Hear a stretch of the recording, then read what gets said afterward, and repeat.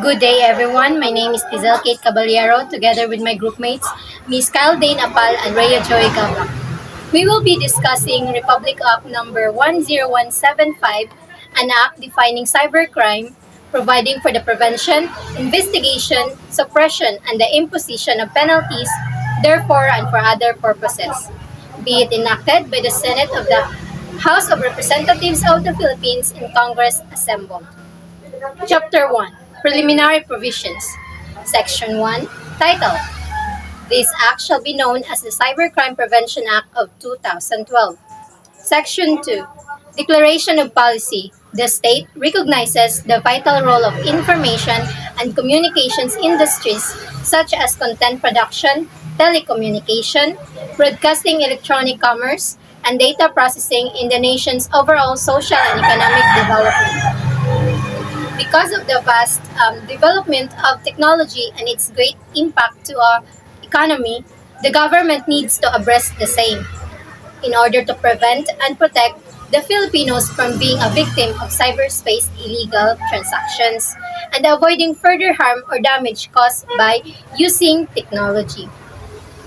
The state also recognizes the importance of providing an environment conducive to the development, acceleration, and rational application and exploitation of information and communications technology or ICT to attain free, easy, and intelligible access to exchange and or delivery of information and the need to protect and safeguard the integrity of computer and communications systems, networks, and databases, and the confidentiality, integrity, and availability of information and data stored therein from all forms of misuse, abuse, and illegal access by making punishable under the law of such conduct or conducts. In this light, to the state shall adopt sufficient power to effectively prevent and combat such offenses by facilitating their detection, investigation, the prosecution at the both domestic and international levels, and by providing arrangements for fast and reliable international cooperation. Because why? Because since the use of technology is inevitable nowadays, and it is even considered as basic necessities, because technology is not used for work but also for our daily living and assisting us for daily chores or needs. We always use internet, especially social media, even especially now that we have pandemic and most of us rely on computers and internet, like schooling or working. So to strengthen the security of every users and to safeguard their personal information put online, um, the law was enacted also to protect the rights of the users because the internet is free for all. It is not limited to abiding citizens, law-abiding citizens only, but also for those. Um, it also opened doors for illegal activities or criminal intentions. As they've said, too much freedom creates more doors for abuse. Good day everyone, my name is Kylene Apal who are going to discuss the Chapter 2 and Chapter 5 of Republic Act 10175 or what we call the Cybercrime Law. For the Chapter 2, the content is all about punishable acts. Section 4, it states the cybercrime offenses wherein people who commit the acts stated will be punished. These offenses are the offense regarding confidentiality, illegal access, illegal interception, data interference, system interference, misuse of devices, cyber squatting, using an existing or similar trademark or name of a person, forgery, fraud, identity theft, cybersex, child pornography, unsolicited commercial communications, and libel. For illegal access may result in damage to computer system and data or compromise of such confidential data. For illegal interception, when committed intentionally, the interception without right made by technical means of non-public transmission of a computer data to, from, or with any computer, seek to protect the privacy of non-public computer data transmissions. For Data interference, someone who is guilty of a crime intentionally to do or to the following acts like damages or deteriorate data, delete such data, alters data by its intentionally and without lawful excuse or justification. For system interference, a person commits the criminal offenses of interference with the computer system when he or she without right seriously hinders the functioning of a computer system. Then, when she or he is caught, definitely he will suffer consequences for the system interferences. Misuse of devices intends to criminalize the intention possession of trafficking in hacker tools designed to facilitate the commission of a crime. A person commit the criminal offenses of misuse of device when he or she without right and with the intent that the device be used for the purpose of committing the criminal offense of illegal access to a computer system. Cybersquatting. The term cybersquatting refers to the unauthorized registration and use of internet domain names that are identical or similar to trademark, service mark, company names, or personal names. There are three computer-related offenses: computer-related forgery, computer-related fraud, computer-related identity theft. For the content-related offenses, cybersex, child pornography, unsolicited commercial communications, and libel. For the Section 5, other offenses, the following act shall also constitute an offense. Section 5, apart from what is stated in Section 4, there are other offenses included. These are aiding or abetting an attempt in the commission of cybercrime. Section 6, all crimes defined and penalized by the Revised Penal Code as amended and special use if committed by, through and with the use of information and communications technologies shall be covered by the relevant provisions of this Act, provided that the penalty to be imposed shall be 1 degree higher than that provided for by the Revised Penal Code as amended and special use as the case may be. So, for the Section 6, any crimes committed in the Revised Penal Code will have the penalty that will impose by 1 degree higher than the existing code. Also, special cases in the penal code are included and will be punished. So, for the Section 7, liability under other laws, a prosecution under this act shall be without prejudice to any liability for violation of any provision of the Revised Penal Code as amended or special laws. So, Section 7, people who commit or violate libel will be prosecuted. Also, any liability for violation of the Revised Penal Code will be punished as amended or special law. Chapter 3, Penalties, Section 8. Penalties. Any person found guilty of any punishable acts enumerated in Section 4A and 4B of this Act shall be punished with imprisonment of prison mayor or a fine of at least 200,000 pesos up to maximum amount commensurate to the damage incurred or both. Any person found guilty to the punishable act under Section 4A5 shall be punished with imprisonment of prison mayor or a fine not more than 500,000 pesos or both. Or it is called the misuse of devices. If punishable acts in Section 4A are committed against critical infrastructure, the penalty of reclusion temporal or a fine of at least 500,000 pesos up to maximum amount commensurate to the damage incurred or both shall be imposed. Any person found guilty to any of the punishable acts enumerated in 4C1 of this act shall be punished with the imprisonment of prison mayor a fine of at least 200,000 pesos but not exceeding 1 million pesos, or also known as the crime of cybersex. It is with a jail term of 6 years, 1 day up to 12 years. Any person guilty of any punishable acts enumerated in Section 4C2 or the Act Number 9775 Anti-Child Pornography Act of 2009. It is with a penalty of 50,000 to 1 million pesos and a maximum jail term of reclusion perpetua or 20 years to 40 years. Any person found guilty to any of the punishable acts enumerated in Section 4C3 shall be punished with imprisonment of arresto mayor or a fine at least 50,000 pesos, but not exceeding 250,000 pesos.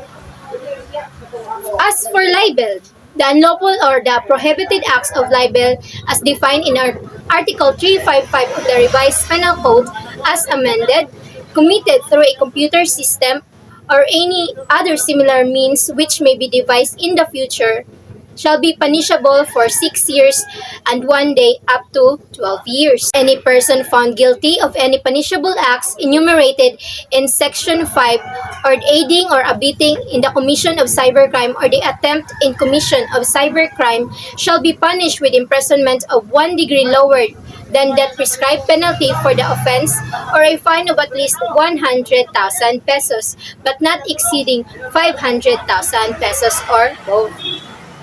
For Section 9, corporate liability, when any of the punishable acts herein defined are knowingly committed on behalf of or for the benefit of a juridical person by a natural person acting either individually or as a part of organization of the juridical person who has a leading position within based on a power of representation of juridical person provided that the act committed falls within the scope of such authority. B. An authority to take decisions on behalf of the juridical person provided that the act are committed falls within the scope of such authority. And C. An authority to exercise control within the juridical person or juridical person shall be held liable for a fine equivalent to at least double the fines imposable in Section 7 up to maximum of 10 million pesos. If the commission of any punishable acts herein defined was made possible due to the lack of supervision or control by a natural person referred and described in the preceding paragraph for the benefit of the juridical person by a natural person acting under the authority, the juridical person shall be held liable for a fine equivalent to at least double the fines imposable in Section 7 up to maximum of 5 million pesos. The liability imposed on the juridical person shall without prejudice to the criminal liability of the natural person who has committed the offense.